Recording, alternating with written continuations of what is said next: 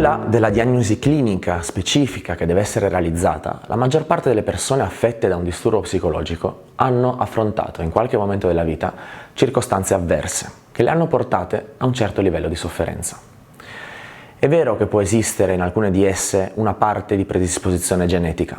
ma come abbiamo ribadito in altre occasioni, tale predisposizione non può e non deve essere percepita come una condanna, né come qualcosa di necessariamente cronico.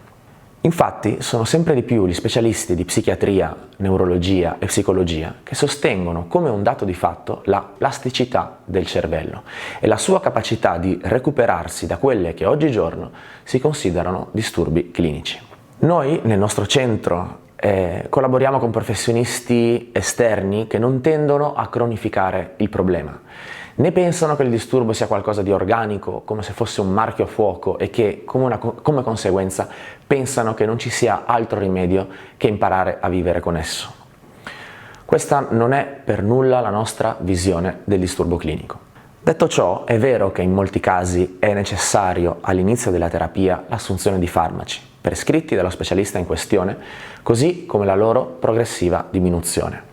sempre d'accordo con lo psichiatra di riferimento, mano a mano che la terapia avanza ed il paziente inizia a sentirsi meglio. Però ciò che abbiamo introdotto nel nostro centro è una combinazione di terapia psicologica individuale con attività di gruppo volontarie e gratuite sia per i pazienti che risiedono a Barcellona sia per coloro che fanno terapia a distanza online,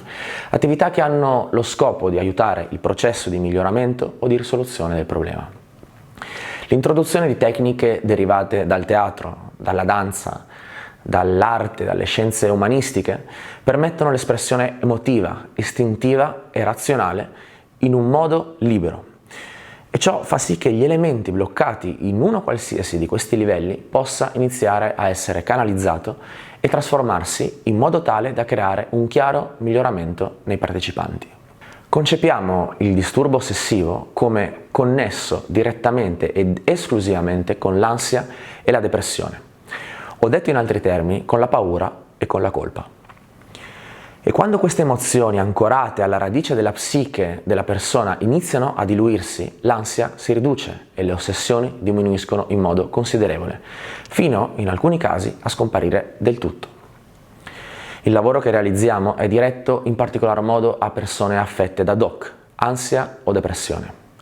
Per altri casi valutiamo di volta in volta l'idoneità o meno per la partecipazione in questo tipo di gruppi. Crediamo fermamente che la psicologia debba aprirsi a spazi di libertà creativa, poiché attraverso l'espressione emotiva razionale e istintiva, la persona può recuperare la coscienza di se stessa, liberandosi in modo attivo di aspetti ancorati nel suo psichismo, aiutando il suo sistema nervoso e tutta la sua biologia a funzionare in modo diverso, sfruttando la plasticità cerebrale a suo favore e trovando progressivamente la pace mentale.